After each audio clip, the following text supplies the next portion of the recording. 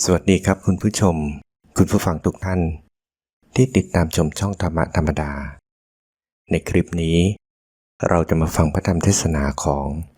หลวงปู่สิมพุทธาจโรวัดถ้ำผาปล่องจังหวัดเชียงใหม่ด้วยกันครับโดยจะเสนอพระธรรมเทศนาเรื่องปลูกจิตสำนึกธรรมและปฏิบัติได้เพราะยังมีรูปขันธ์เรามาฟังหลวงปู่สิมท่านเทศสอนด้วยกันครับ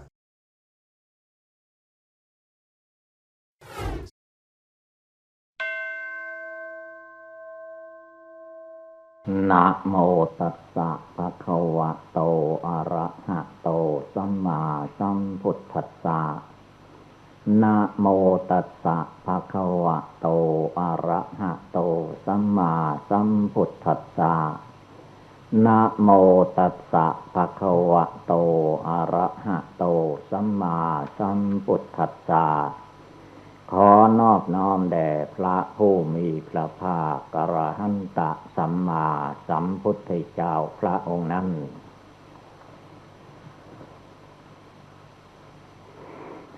ณวาระบัดนี้ได้เวลาฟังธรรมพร้อมกันนี้ก็ให้พากันนั่งขัดสมาธิภาวนาเพื่อเป็นการปฏิบัติบูชาการนั่งขัดสมาธินี้ให้นั่งขัดสมาธิการนั่งขัดสมาธินี่ง่ายให้เอาขาซ้ายขึ้นมาทับขาขวาก่อนแล้วก็เอาขาขวาขึ้นมาทับขาซ้ายเอามือข้างขวาวางทับมือข้างซ้ายตั้งกายให้เที่ยงตรงแล้วก็หลับตาเวลานี้เป็นเวลาปฏิบัติบูชาตานี้มีไว้สำหรับเดินทางถ้าเรานั่งสมาธิภาวนาแล้วก็ไม่ต้องใช้หลับเสียตั้งใจบริกรรมภาวนาลำลึกถึงคุณพระพุทธเจ้าเป็นอารมณ์ได้แก่คำว่าพุทโธพุทโธคำนี้พระพุทธเจ้านั้นเป็นผู้มีจิตใจอันเบิกบานยิ้มแย้มแจ่มใสไม่เศร้าหมองขุ่นมัวเหมือนจิตใจคนเราจิตใจคนเรานั้น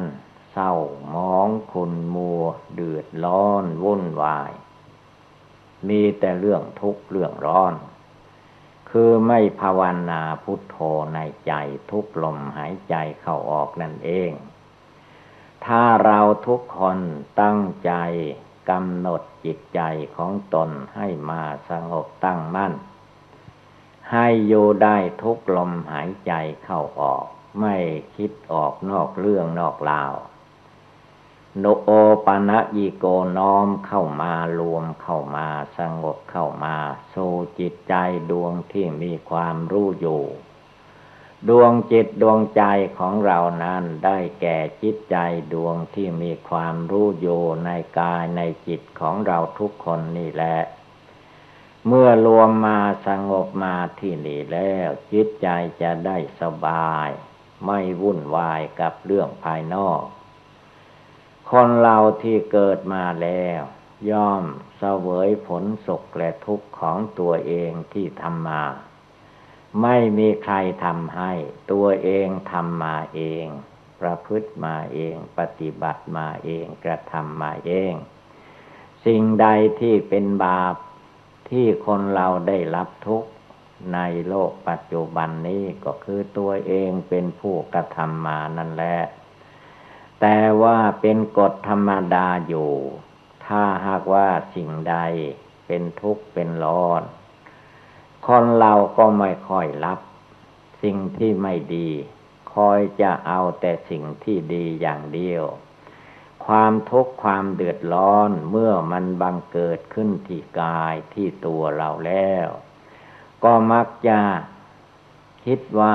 เรื่องเหล่านี้เราไม่ได้ทำกรรมอย่างนี้เราไม่ได้ประกอบทำไมหนอจึงได้รับผลของกรรมนี้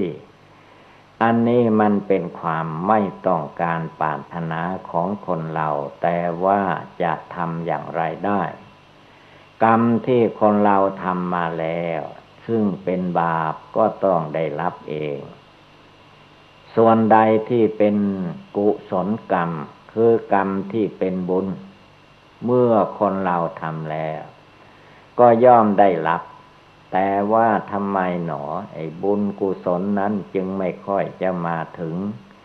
แม้เราอยากได้อยากถึงอยากเป็นอยากมีอยู่ในจิตในใจก็ไม่ค่อยจะได้ส่วนว่าบาปนั้นประเดี๋ยวเดียวก็ได้รับแล้วประเดี๋ยวเดียวก็ได้รับแล้วอันนี้คือว่าเราคิดไม่เห็นตามธรรมดาจิตใจคนเราไม่ภาวนาพุทโธในใจแล้วเดี๋ยวมันก็คิดในทางบาปคิดไปในทางที่ไม่เป็นบุญอันบาปนั้นมันคิดในใจมันก็เป็นบาปในใจพูดออกมาทางวาจาก็เป็นบาปทางการพูดประกอบกระทำทั้งกายทั้งตัวเข้าไปก็เลยเป็นบาปอันไม่ต้องการปรารถนาแต่ว่าสิ่งใดที่คนเราทำไปแล้วสิ่งนั้นย่อมได้รับผลเหตุนั้นเราจึงควรทำดีการที่เรามานั่งฟังธรรมไหว้พระสวดมนต์เสร็จไปยกนี้ก็แสดงว่าเป็นบุญกุศลทั้งกายทั้งจิตทั้งใจทั้งตัวเรานี่แหละและเราฟังธรรมตั้งใจให้ดีก็เป็นบุญเป็นกุศลอันสำคัญยิ่งการฟังธรรมนี้ท่านว่าเป็นบุญอันสำคัญสุดสุสังละพะเตปัญญังฟังด้วยดีย่อมได้ปัญญาคำว่าฟังด้วยดีนั้นท่านหมายถึงตั้งใจฟังฟังแล้วก็ไม่ใช่เพียงแต่ว่าได้ยินผ่านไปแล้วก็หมดไปสิ้นไปอันนั้นยังไม่เรียกว่าฟังด้วยดีฟังด้วยดีสิ่งใดที่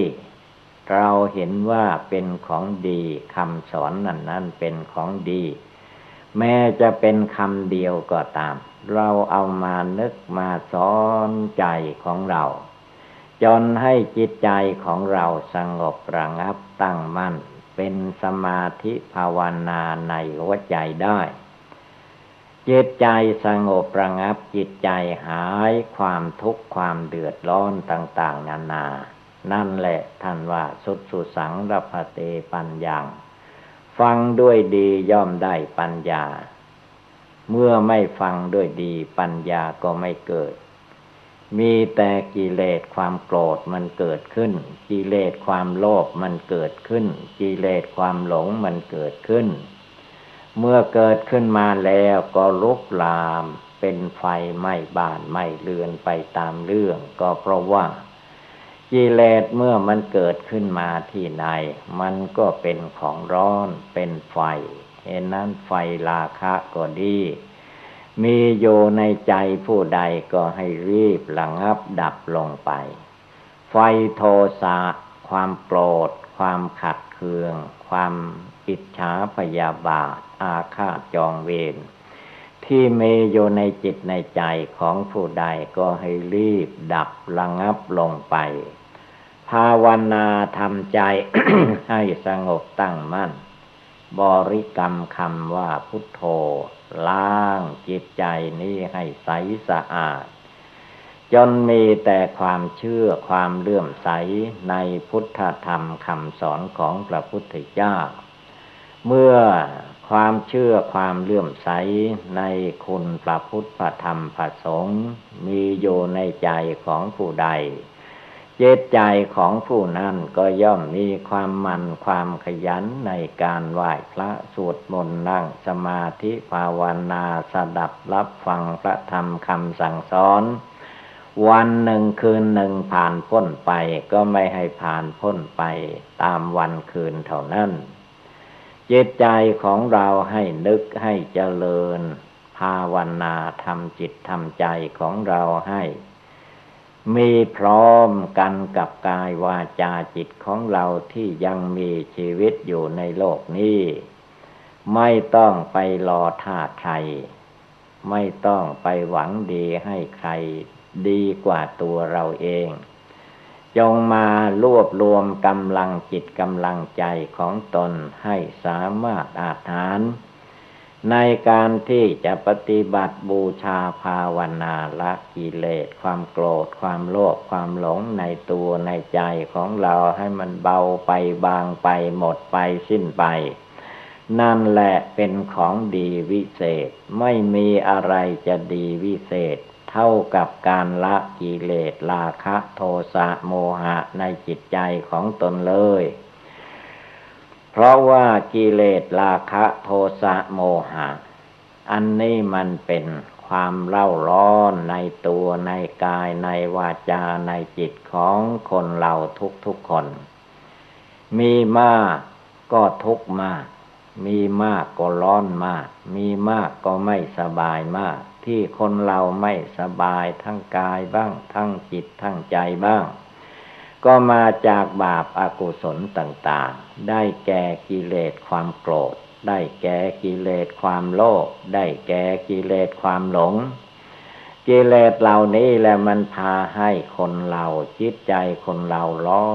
นอยู่ทั้งกลางวันกลางคืนยืนเดินนั่งนอนทุกอิริยาบถแทนที่จะเย็นจะสบายมั่นคงอยู่ในคุณพระพุทธเจ้าพุทโธพุทโธไม่ค่อยจะได้จะนึกถึงคุณพระพุทธเจ้าวันหนึ่งก็ไม่กี่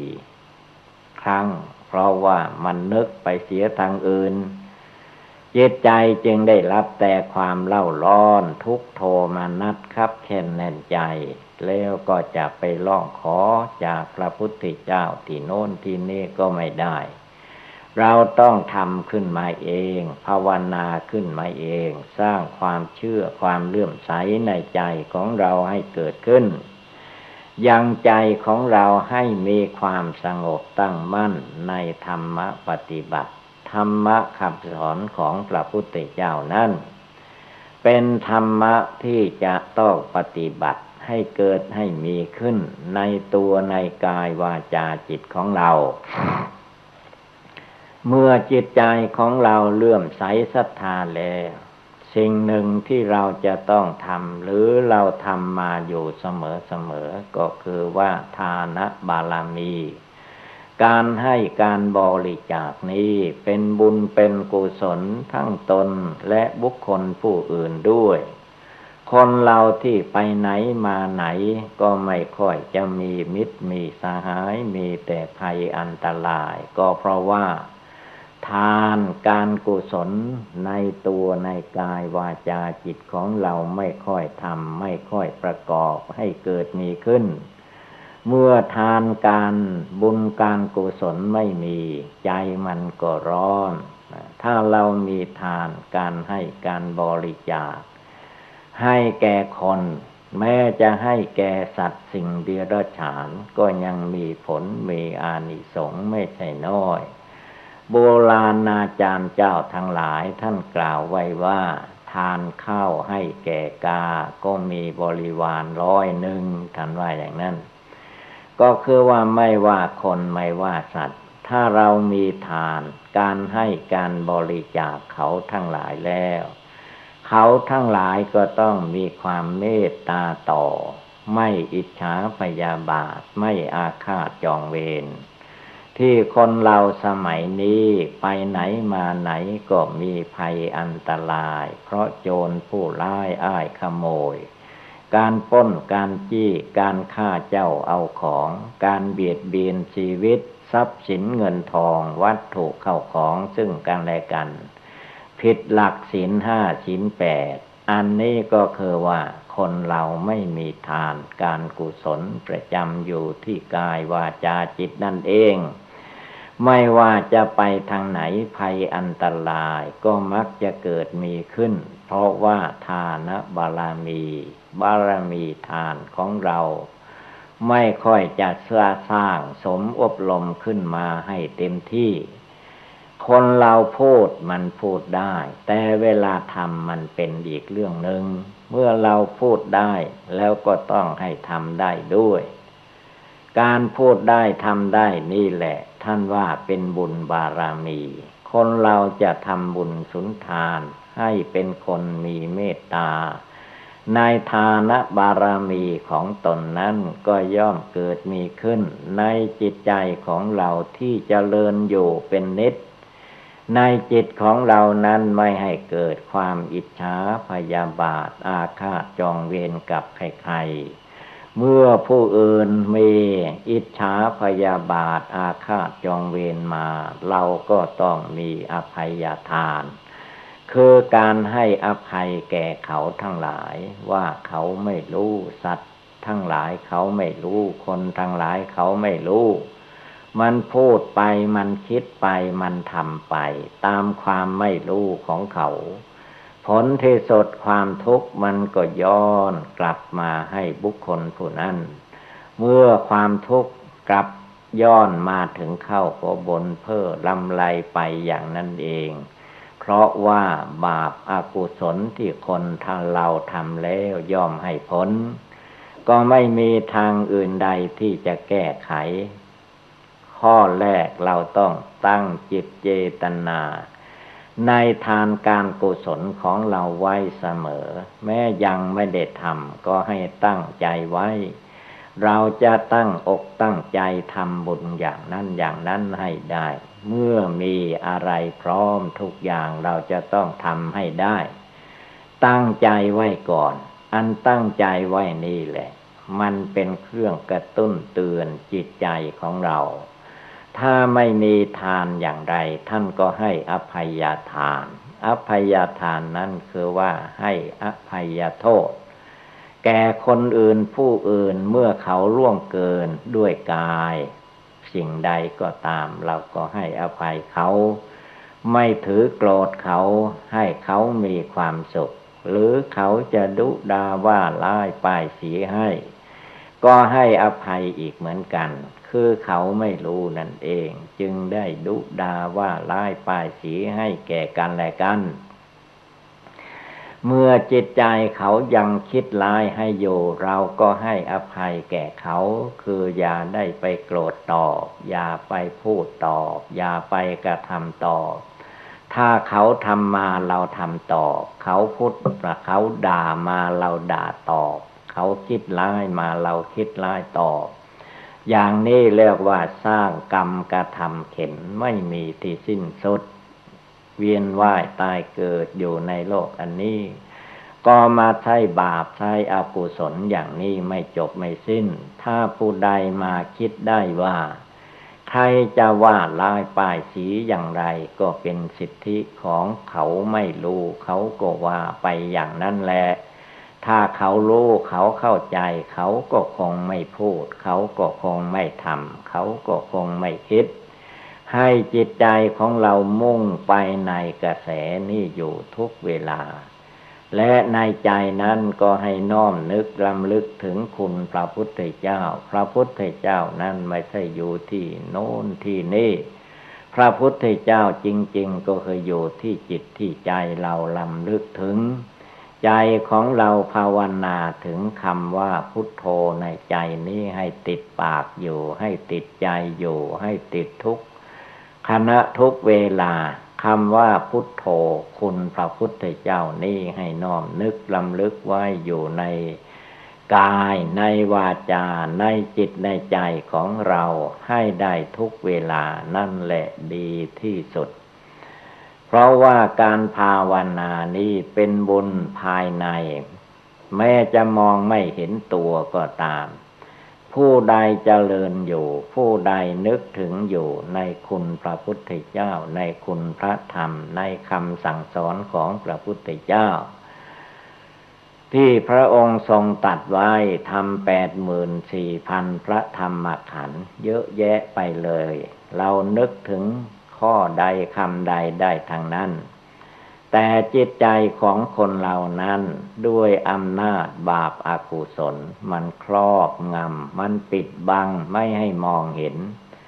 ในส่วนที่ดีมันให้มองเห็นไปในส่วนที่ชั่วไม่ดีมันเป็นของดีไป คนเราจึงทำชั่วได้ทุกเวลาคนเราจึงพูดชั่วได้ทุกเวลาคนเราจึงคิดชั่วได้ทุกเวลาคือไม่ได้ภาวนาพุทโธไว้ในใจพระพุทธเจ้าถ้าเรานึกอยู่ในใจพุทโธพุทโธ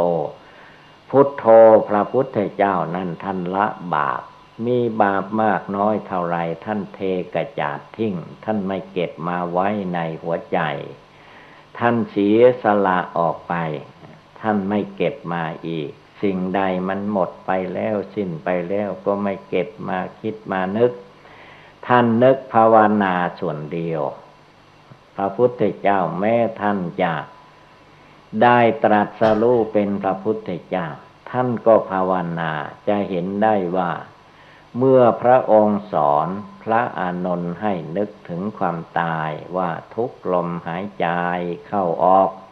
ให้อานนท์นึกได้ว่าคนเราที่เกิดมานี้ต้องตายแน่ๆไม่มีใครจะพ้นไปจากความตายได้เลยแม้เราตถาคตอันความตายนี้ไม่ได้ประมาทพระองค์นึกได้เตือนใจของพระองค์ได้ทุกเวลาว่าต้องตายแน่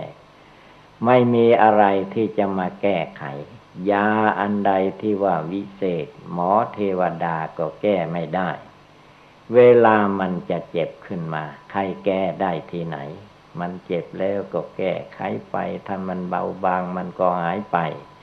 ถ้ามันหนักก็ถึงขั้นแตกขั้นตายไปเป็นธรรมดาอย่างนี้เราจะไปแก้เอาปลายเหตุย่อมไม่ได้เราต้องแก้ที่ต้นเหตุต้นตอต้นตออยู่ที่ไหนต้นก็คือตนของตน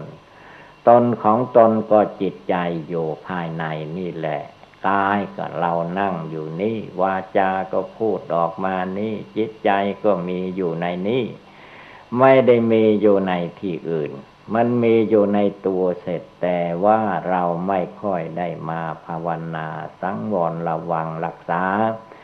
ปล่อยปะละเลยให้กิเลสความโกรธมันพาพูดพาทำพาเป็นไปปล่อยให้กิเลสความโลภความอยากได้เข้ามานอนเนื่องอยู่ในจิตในใจจนไม่รู้จักประมาณการได้การเสียของตัวเองจึงได้เกิดความเดือดร้อนให้จิตใจดวงนี้เจริญภาวนาพุทโธคุณพระพุทธเจ้านี่อยู่เนืองนิดติดต่ออยู่ในใจ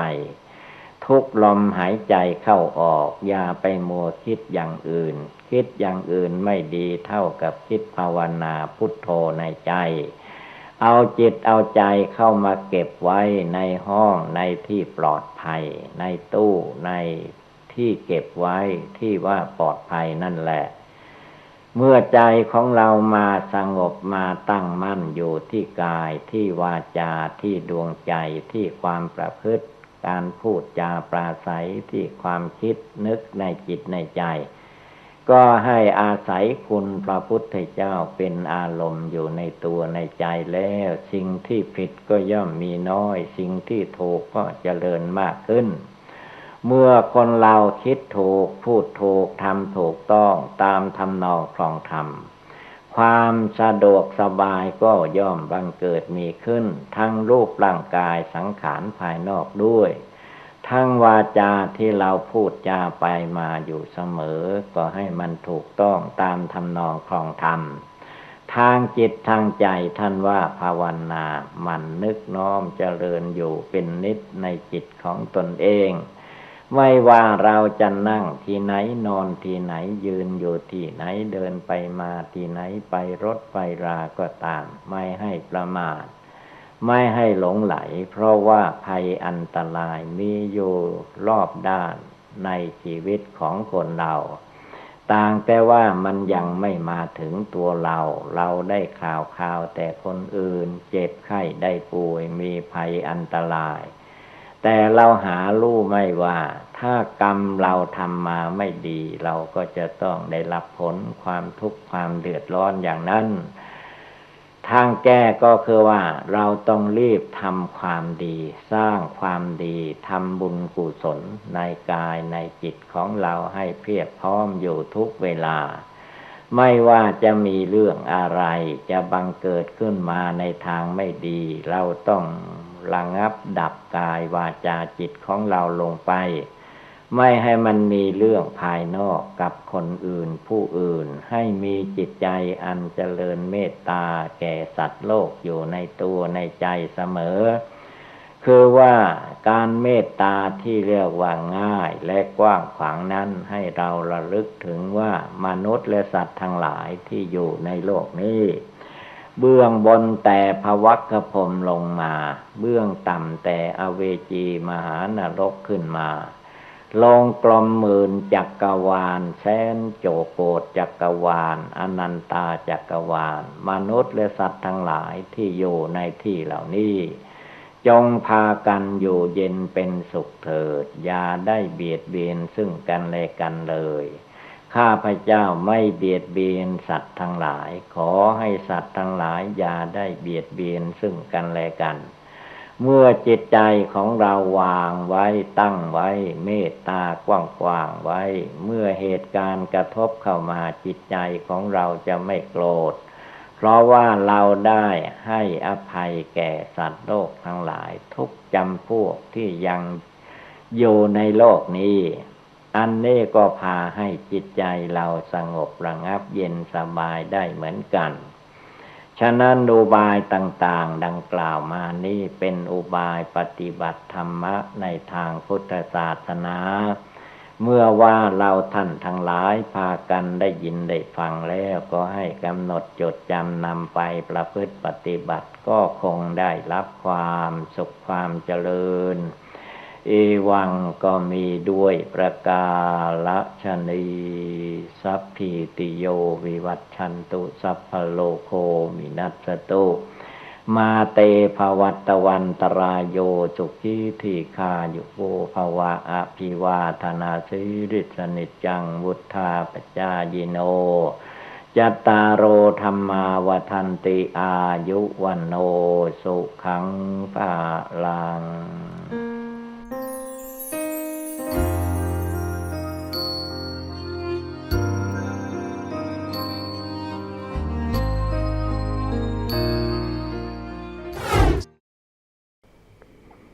ณ บัดนี้ถึงเวลาปฏิบัติบูชานั่งสมาธิภาวนาให้พากันนั่งขัดสมาธิให้ได้ทุกๆคนการนั่งขัดสมาธินั้นแสดงความองอาจกล้าหาญคือแสดงออกว่า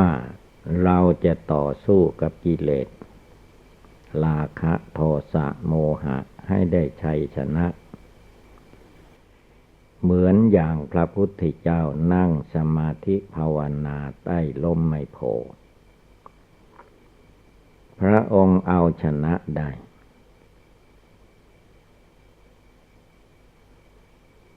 เราทุกคนก็ได้มาสู่สถานที่วิเวกภาวนาถ้ำผาปล่องนี้เป็นที่วิเวกเป็นที่ภาวนาเราทุกคนก็มาถึงสถานที่นี้และได้ล่ำลองมานานว่าเมื่อใดหนอข้าพเจ้าจะได้ที่เงียบสงัดภาวนาบัดนี้สถานที่ภายนอกนั้นก็เรียกว่าพร้อมบริบูรณ์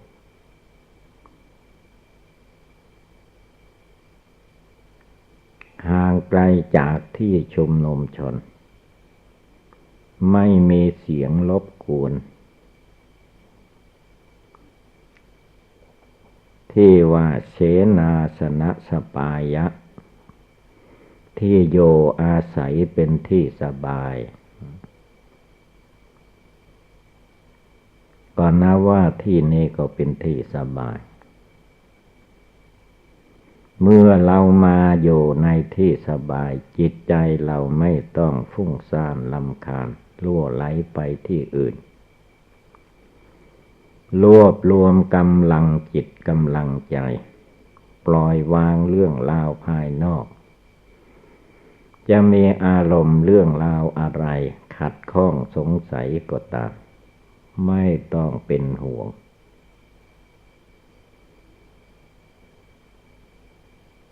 เมื่อเรานั่งขัดสมาธิเสร็จเรียบร้อยแล้วหลับตานึกภาวนาพุทโธพุทโธนี้เป็นคุณพระพุทธเจ้าเรียกว่าพุทธคุณคุณพระพุทธเจ้าในพุทธศาสนานี้ถ้าไม่มีพระสัมมาสัมพุทธเจ้ามาตรัสรู้ในโลกอะไรทั้งหมดที่เราเห็นอยู่ในประเทศบ้านเมืองเราจะไม่มีวัดวาศาสนาโบสถ์วิหารเจดีย์ศาลาการประเรียนวิหารเราจะไม่เห็นพระสงฆ์องค์ข้าเจ้าห่มผ้ากาสาวพัสผ้าเหลืองผ้าขาวจะไม่มีที่เราเห็นนี้ก็คือว่ามาจากพระพุทธเจ้าพระองค์นั่งสมาธิภาวนาเดินจงกรมรวมจิตรวมใจของพระองค์ในวันวิสาขบูชาเดือน6 เพ็ญพระองค์ไม่ปล่อยปละละเลยให้จิตใจกิเลสนั้นๆเข้ามารบกวนใจของพระองค์ได้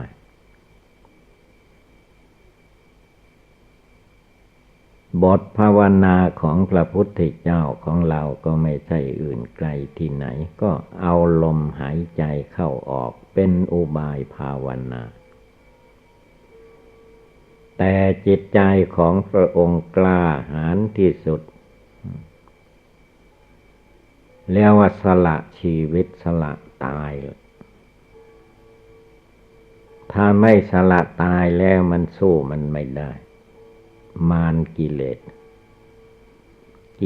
ราคะกิเลสโทสะโมหะมันเป็นเจ้า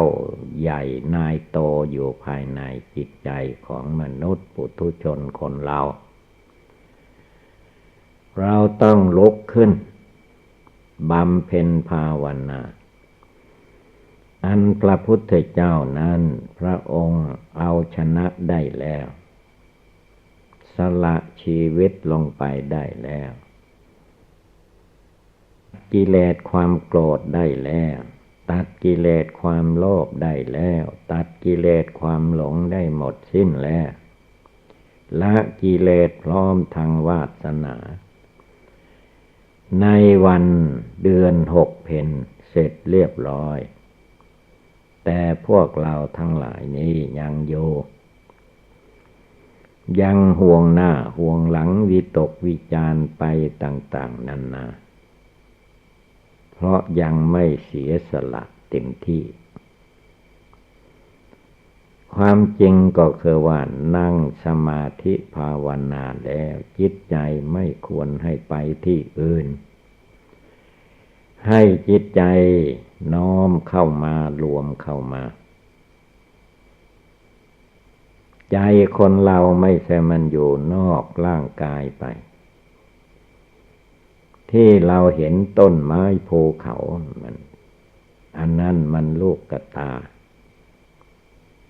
มันมองออกมาทางสายตาก็เห็นต้นไม้ภูเขาแล้วใครเป็นผู้มองมาคิดออกมานั่นท่านเรียกว่าจิตดวงผู้รู้อยู่ในตัวเราทุกคนจงรวมกำลังจิตใจให้มาอยู่ในดวงจิตที่รู้อยู่นั้นดวงจิตที่รู้อยู่นี้มันก็ไม่ใช่ลึกซึ้งจนกระทั่งมองไม่เห็นเราหูดีฟังเสียงได้ยินเสียงนี่มันจะลอยไปในอากาศกระทบโสตหูไปรู้ที่จิต จิตนั้นไม่ต้องไปหาเป็นก้อนเป็นหน่วยเป็นสีสันวรรณะเหมือนคนเหมือนลูกแก้วไม่มีเหมือนเรามองไปในอากาศไม่มีอย่างนั้นแต่มันมีความรู้อยู่ในตัวในใจอันนั้นเวลารวมจิตใจดวงนี้เข้ามาเป็นดวงหนึ่งดวงเดียวให้ได้เสียก่อนจึงจะรู้จักรู้แจ้งเมื่อภายหลังว่ากิเลสนั้นมันซึมซาบอยู่ในจิตใจดวงนี้แหละกิเลสความโกรธมันก็อยู่ที่จิตใจดวงผู้รู้ผู้คิดผู้นึกนี่กิเลสความโกรธความโลภความหลงมันไม่ใช่มากมายมันอยู่ในใจนั่นแหละ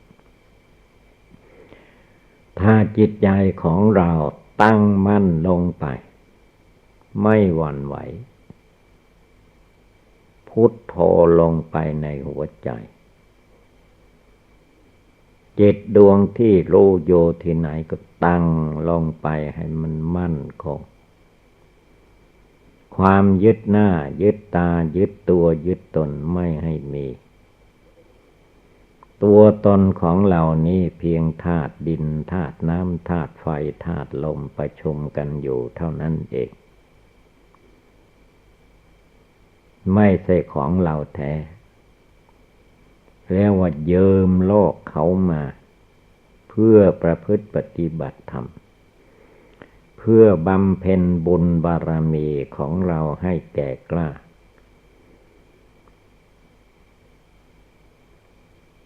ทานบารมียังไม่แก่กล้าเราก็จะต้องทำทานบารมี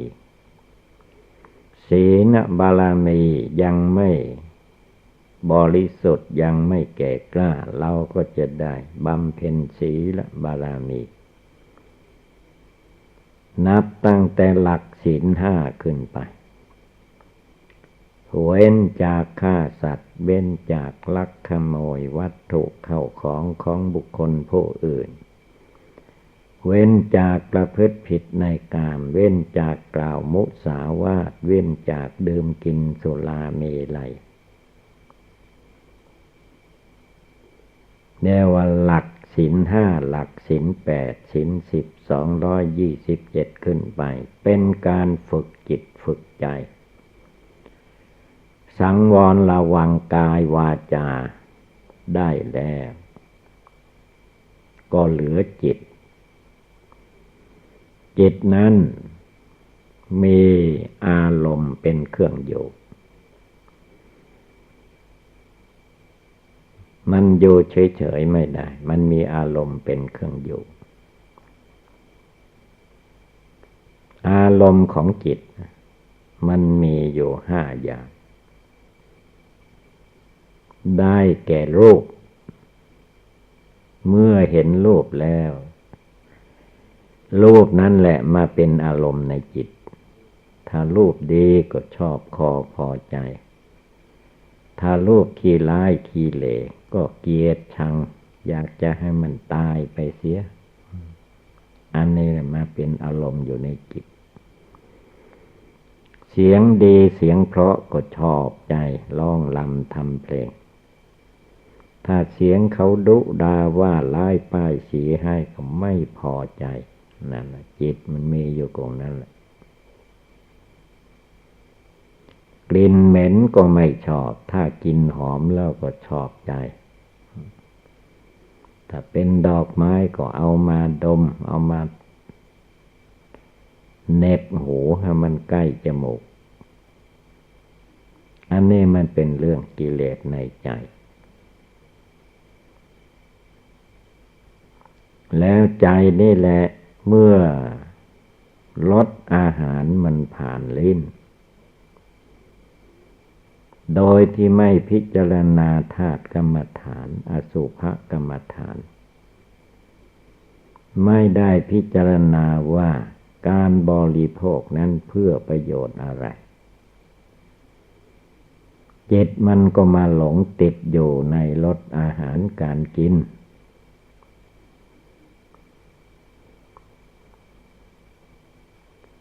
เวลาเราภาวนานี่เป็นเวลาสงบเป็นเวลาละวางไม่ให้เรื่องเหล่านี้มาเป็นอารมณ์อยู่ในจิตเย็นร้อนอ่อนแข็งกระทบร่างกายก็ไม่ให้จิตใจมายินดียินร้ายที่ท่านให้นึกบริกรรมพุทโธอยู่ในตัวในใจนั้นเพื่อรวมกำลังให้ตั้งมั่นภายในจิตนั้นแน่วแน่มั่นคงไม่ให้หลงไหลมีสติสัมปชัญญะสติความระลึกได้สตินี้เป็นการฝึกให้เจริญมากแล้วจะไม่หลง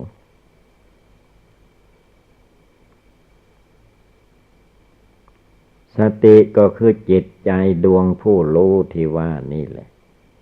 ตั้งมั่นลงไปแล้วก็ระลึกไม่ให้มันหลงเวลาร่างกายรูปขันธ์นั่งสติก็ต้องระลึกอยู่ว่านั่งแบบไหนสติความระลึกใดต้องดูตัวเองนั่งให้รอบคอบจิตรู้ใจอยู่ภายในไม่ให้พลั้งเผลอลุ่มหลงมัวเมาไปตามอายตนะภายนอกคนที่ขาดสติไม่ว่านั่งสมาธิภาวนาก็หลับไหลไปก็คือว่าขาดสติขาดสมาธิขาดปัญญาขาดหมดทุกอย่างทุกประการคำว่าสติความระลึกได้ก็จิตใจดวงผู้รู้อันเดียวนี่แหละระลึกขึ้นมาที่นึกบริกรรมพุทโธก็คือว่าหัดสตินะหัดใจนั้นให้มีสติระลึกอยู่ไม่หลงไหลไปกับเรื่องใดๆทั้งหมดเดินจิตใจดวงนี้อยู่ตลอดเวลาธรรมดาจิตใจคนเรานั้นท่านเปรียบอุปมาเหมือนอย่างว่าทารกที่เกิดขึ้นมาใหม่ไม่รู้อะไรถ้าบิดามารดาผู้บังเกิดเกล้าไม่ดูแลทารกนั้นจะต้องเกิดภัยอันตรายมันยังไม่รู้อะไรพลัดตกคอหักที่คนเราเหลือมานี้อาศัยบิดามารดาพี่เลี้ยงนางนมช่วยดูแลให้มันจะตกเขาก็จับไว้ไม่ให้ตกไปแต่ว่าเมื่อมันใหญ่แล้วคนเรามันก็ลืมบุญคุณของผู้อื่นที่เพิ่นดูแลให้เมื่อเรามาภาวนาก็ให้ตั้งใจขึ้นมาระลึกขึ้นมาดวงสติคือจิตระลึกอยู่ท่านให้ระลึกอยู่เรียกว่าสติปัฏฐานสี่ระลึกพิจารณาอยู่ในกายในกายหมายถึงขาสองแขนสองศีรษะหนึ่งมีหนังหุ้มอยู่เป็นที่สุดรอบท่านให้เอาสติมาระลึกดูกายนี่แหละภายในหนังหุ้มเข้าไปมีอะไรเต็มไปด้วยน้ำเลือดน้ำเหลืองเต็มไปด้วยของไม่สะอาดมีประการต่างๆแต่เมื่อเราไม่กำหนดพิจารณาจิตมันก็ประมาทมัวเมา เห็นเป็นของสวยของงามของมั่นคงถาวรแท้ที่จริงไม่มีอะไรเลยมันรอความแตกดับอยู่ตลอดเวลาจงรวมจิตใจลงไประลึกพิจารณาในร่างกายสังขารอันนี้เรียกว่าระลึกอยู่ในกายจนแจ่มแจ้งทุกส่วนทุกประการในร่างกายสังขารนี้จนไม่หลงไม่คิดไปในทางหลงคิดไปในทางรู้ส่วนเวทนาก็ต้องระลึกสุขเวทนามาถึงเข้าทุกขเวทนามาถึงเข้าเฉยๆเวทนามาถึงเข้าท่านก็ต้องให้ใช้สติความระลึกได้ไม่ให้หลงไหลไปตามเวทนาสุขทุกข์เฉยๆนั้นเรียกว่าองค์สติระลึกดูกายดูเวทนาดูจิตความคิดนึกปรุงแต่งอะไรต่อมิอะไรก็ต้องเอาจิตใจดวงผู้รู้มาคิดมานึกมาภาวนานั่นเองให้สงบระงับตั้งมั่นลงไปคำว่าธรรมหรือว่าธรรมารมณ์อารมณ์เรื่องราวที่มันผ่านมามันก็มาเป็นอารมณ์อยู่ในจิตกายเวทนาจิตธรรมสี่อย่างนี้เรียกว่าสติต้องระลึกพิจารณาเห็นแจ้งตามความเป็นจริงไม่ให้เพียงแต่ว่ามายึดหน้าถือตามายึดตัวถือตนมายึดเรายึดของเราจะกำหนดพิจารณาอะไรไม่ได้อันนี้เป็นความผิดความหลงพระพุทธเจ้าพระองค์เตือนว่าให้มีสติความระลึกได้ข้อแรกท่านก็ว่าให้ระลึกพุทโธตั้งจิตให้มันมั่นในใจเอาจนตั้งมั่นลงไปได้จริงๆใจคนเรานั้นถ้าฝึกให้มันตั้งมั่นมันก็ตั้งมั่นถ้าไม่ฝึกไม่ฝนปล่อยให้มันไปตามอารมณ์กิเลสราคะโทสะโมหะก็เมาไปอย่างนั้นแหละไม่มีความรู้สึกตัวต้องตั้งใจขึ้นมาแล้วก็ระลึกโยในกายเวทนาจิตธรรมรวบลัดเอาดวงจิตดวงใจดวงผู้รู้อยู่ภายในให้อยู่ที่นี้ไม่ให้แส่สายไปที่อื่นที่อื่นไม่ใช่ที่อยู่ของจิตจิตคนเรามันอยู่ในกายในรูปขันธ์นี่แหละก่อนที่จะได้เนื้อหนังมังสังตัวตนอันนี้มาต้องไปนอนอยู่ในท้องแม่ตั้ง10 เดือนจึงได้ร่างกายสังขารอันนี้มาเมื่อได้มาแล้วก็จะมาลุ่มหลงมัวเมาเพลิดเพลินไปตามอันนี้ไม่ได้เพราะร่างกายสังขารนี้เป็นของเป็นเครื่องใช้ชั่วคราว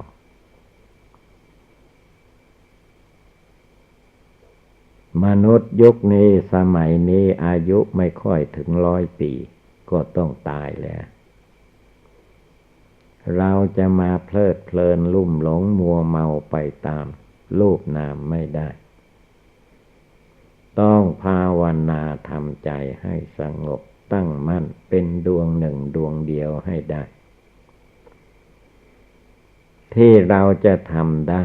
ก็ต้องตั้งใจตั้งแต่บัดนี้เดี๋ยวนี้ เป็นต้นไปไม่ปล่อยปละละเลยนั่งก็มีสติระลึกอยู่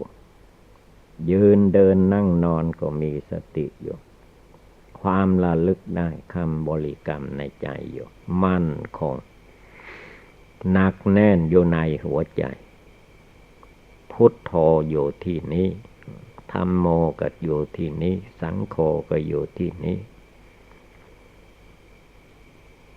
อยู่ที่จิตใจดวงผู้รู้อยู่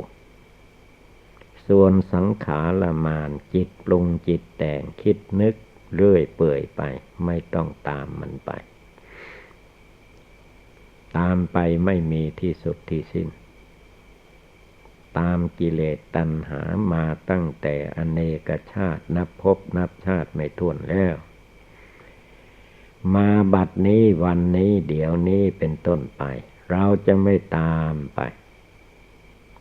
เราจะภาวนาพิจารณาสงบจิตใจดวงนี้อยู่เมื่อจิตใจดวงนี้อยู่แล้วก็จะต้องกำหนดให้รู้จักหลักอนิจจังทุกขังอนัตตาสอนจิตใจดวงนี้ให้เกิดความรู้ความฉลาดความสามารถอาจหาญขึ้นมาจิตใจท้อแท้อ่อนแอกลัวตายไม่ให้มีตั้งใจภาวนารวมจิตรวมใจลงไปให้เป็นดวงหนึ่งดวงเดียวให้ได้วันไหนคืนไหนใจไม่สงบข้าจะไม่นอนข้าจะนั่งภาวนาถ้าจิตมันยังดื้อห้ายอยู่เราจะนั่งให้มันตายเหมือนพระพุทธเจ้าของเราพระองค์ว่าถ้าตรัสรู้ไม่ได้พระองค์จะไม่ลุกไปแสวงหาอาหารและบิณฑบาตมาเลี้ยงชีพอีกต่อไปพระองค์ท่านจะนั่งภาวนาให้มันตายในร่มไม้นั้น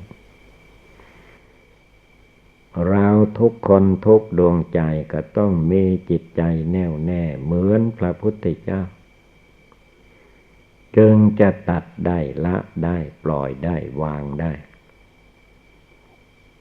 ไม่ทำตามอำนาจกิเลสความโกรธบอกให้ท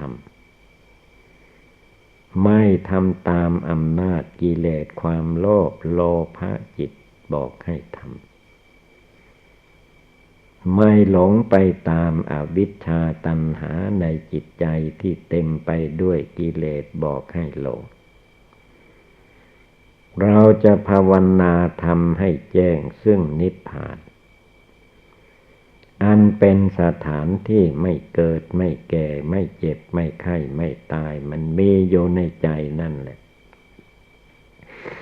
แต่ถ้าไม่รวมไม่สงบลงไปมันก็ไปทั่วถ้ารวมสงบลงไปแล้วมันก็มีใจดวงเดียวนั่นแหละเอกังจิตตังทำจิตให้เป็นดวงเดียวเอโกธัมโมทำใจให้เป็นดวงเดียวไม่ให้แส่สายลุ่มหลงไปในที่ใดๆเอาจิตใจดวงนี้มัดจิตใจดวงนี้ด้วยสมถกรรมฐานจิตสงบระงับมัดไว้เอาวิปัสสนากรรมฐานพิจารณารูปนามกายใจตัวตนสัตว์บุคคลทั้งภายนอกภายในทั้งส่วนตนและบุคคลผู้อื่นจนสิ่งที่จิตเคยลุ่มหลงมัวเมามาแก้ไขไม่ให้ลุ่มหลงมัวเมาอีกต่อไปแล้วว่าตัดในใจให้มันขาดอะไรกระทบตากระเทือนหูก็ทำใจให้ว่างให้มันเฉยไม่ต้องไปลุ่มหลงมัวเมาไม่มีที่สิ้นสุดจิตใจดวงผู้รู้อยู่ที่นี้ก็ภาวนาอยู่ที่นี้สงบอยู่ที่นี้เห็นจริงเห็นแจ้งอยู่ที่นี้ไม่ต้องให้มันมาหลอกลวงอีกต่อไปจิตใจของผู้ปฏิบัติจะได้มั่นคงลงไปเกิดแล้วมันต้องเป็นอย่างนี้ แก่ชราเจ็บไข้ได้ป่วยผลที่สุดก็แตกดับตายไปตายไปแล้วจะได้อะไรไม่มีอะไรได้เมื่อยังมีชีวิตลมหายใจอยู่อย่างนี้แหละเราจะต้องปฏิบัติบูชานั่งสมาธิภาวนาเดินจงกรมชำระจิตใจดวงนี้ให้ผ่องใสสะอาดอยู่ทุกลมหายใจเข้าทุกลมหายใจออกเราจะไม่เป็นคนประมาทมัวเมาอีกต่อไปทุกขังอริยสัจจังทุกเป็นของจริงมีอยู่ในรูปนามตัวตนคนเราทุกคนอย่าได้มาหลงยึดหน้าถือตายึดตัวถือตนยึดเรายึดของเรายึดชาติยึดตระกูลตัวกูของกูตัวข้าของข้าตัวเราของเราของเราที่ไหนของโลกเขาโลกกิเลสมันสร้างขึ้นมาเป็นตัวเป็นตนเป็นสัตว์เป็นบุคคลมันก็หลอกลวงให้ลุ่มหลงมัวเมาวนเวียนอยู่ในวัฏฏะสงสารไม่มีที่สิ้นสุดยุติลงไปได้เราจะต้องทำความเพียรภาวนาในจิตใจดวงนี้ให้มั่นคงหนักแน่นลงไปมีสติทุกเวลามีสมาธิจิตตั้งมั่นอยู่ทุกเวลามีปัญญาเฉลียวฉลาดสามารถอาจหารรอบรู้ในกองสังขาร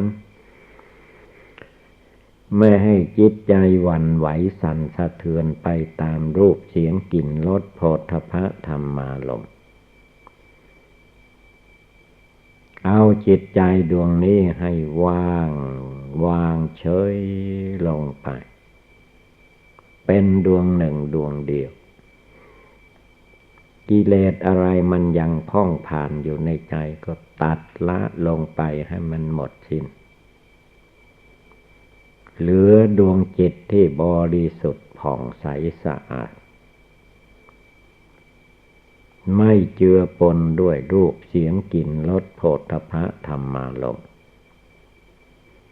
ปฏิบัติดีปฏิบัติชอบประกอบส่วนที่เป็นกุศลอยู่ในจิตในใจของตนทำความเพียรเพ่งโยภายในภายนอกไม่เกี่ยวจะไม่ไปยึดไปถืออะไรทั้งหมดดวงจิตดวงใจไม่ใช่ไปอยู่ที่อื่นมันอยู่ในกายนี่เราได้ยินเสียงนี้ก็คือว่าใจนั่นแหละอยู่ที่นี้ถ้าใจมันออกจากร่างนี้ไปเหมือนคนตายทำอะไรไม่ได้คนเราจะประพฤติปฏิบัติได้ก็ในเมื่อเวลามันยังอยู่ในรูปขันธ์นี่แหละเมื่ออยู่ในโลกประขันธ์มันจะได้รู้จักว่ามันสุขมันทุกข์สบายไม่สบายอย่างไรร้อนหนาวมันรู้อยู่นี่แหละนี่แหละทำความเพียรปฏิบัติบูชาสิ่งอื่นใดนอกจากจิตใจดวงผู้รู้อยู่ออกไปทั้งหมดไม่ต้องไปหลงต้องให้รู้ว่าอนิจจังไม่เที่ยงทั้งหมดทั้งมวลทุกขังใครไปยึดไปถือไปหลงก็เป็นทุกข์จิตทุกข์ใจอนัตตาคือสำคัญผิดคิดว่าเราตัวเราของเราความจริงมันไม่เป็นของเราของธาตุโลกเขาอาศัยกิเลสตัณหามานะทิฏฐิเป็นเครื่องยึดเหนี่ยวให้ติดให้คล้องให้หลงอยู่ต่างหากเวลาตายจากโลกนี้แบกหามอะไรไปได้ทิ้งไว้ทั้งนั้นต่อไปเราจะไม่ต้องไปวุ่นวายกับสิ่งใดๆเรียกว่าพุทโธจิตใจดวงผู้รู้อยู่ที่นี้ ตามรู้ตามละตามปล่อยวางกิเลสตัณหามานะทิฏฐิให้หมดสิ้นไปในคืนวันนี้ตั้งใจลงไปจริงๆเมื่อตั้งใจเต็มที่ได้จิตใจก็ย่อมสงบระงับตั้งมั่นเที่ยงตรงคงที่โยในใจใจร้อนก็จะได้หายไปใจเย็นก็จะได้เกิดขึ้นมาแทนที่เพราะจิตดวงผู้รู้มีอยู่ในตัวเราทุกๆคนจิตสังขารจิตกิเลสจิตตัณหามานะทิฏฐิไม่ต้องเกี่ยวข้องพระพุทธเจ้าทรงตรัสไว้ว่านัตถิตัณหาสมานาธิแม่น้ำจะเสมอด้วยตัณหาไม่มีตัณหาความอยากความวุ่นวายในใจมนุษย์ปุถุชนคนเรานะมันวุ่นวายที่สุดเลิกละปลดปล่อยออกไปให้หมดสิ้นเอกังจิตตังเอาจิตให้เป็นดวงเดียวเอโกธัมโมเอาจิตให้เป็นธรรมดวงเดียวแน่วแน่มั่นคงไม่หลงไหลไม่ไปข้างหน้าข้างหลังข้างซ้ายข้างขวาเบื้องบนเบื้องต่ำไม่หนีจากที่นี้ปัจจตังเวทิตโพวินโยหิเวนโยชนทั้งหลายผู้ปฏิบัติทั้งหลาย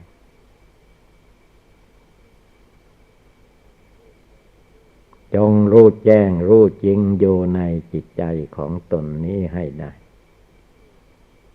จึงชื่อว่าสาวกโกสาวกของพระพุทธเจ้าท่านภาวนาทำความเพียรละกิเลสเราทุกคนผู้เป็นสาวกในทางพุทธศาสนาก็ให้เลิกละปล่อยวางทุกสิ่งทุกอย่างลงไปสู่จุดดวงรู้อยู่ในจิตใจนั้นให้ได้ไม่ต้องถอยความเพียรเอาความเพียรเป็นที่ตั้งนี่แหละเราท่านทั้งหลายจงพากันปฏิบัติบูชาภาวนาในจิตในใจให้มันแน่วแน่เด็ดขาดลงไปดังแสดงมาก็สมควรด้วยกาลเวลาเอวังก็มีด้วยประกาศนีสัพพิติโยวิวัชชันตุสัพพะโลโควินัสสตุมาเตภวัตวันตรายโยสุขีทีคายุโกภวะอภิวาทนาสีริสเนจังบุทธาปจายโนจตตารโอธรรมาวัฏันติอายุวันโนสุขังภาลัง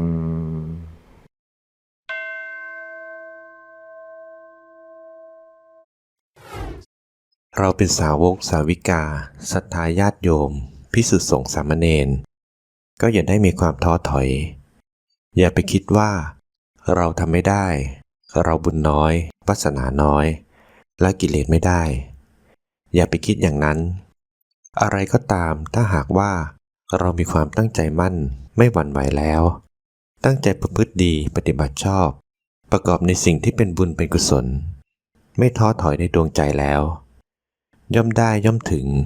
เป็นไปได้ทุกทั่วหน้าโอวาทธรรมหลวงปู่สิมพุทธาจโรขอขอบคุณทุกท่านที่ได้สนับสนุนช่อง YouTube ธรรมะธรรมดาด้วยครับทุกครั้งที่ท่านดูอย่าลืมช่วยกันกดไลค์กดแชร์เพื่อเป็นการทำให้คลิปธรรมะของเราได้มีการเผยแพร่ออกไปมากขึ้นและที่สำคัญอย่าลืมกดติดตามช่องธรรมะธรรมดาด้วยนะครับขออนุโมทนาบุญกับทุกท่านที่ร่วมรับฟังด้วยกันครับสาธุ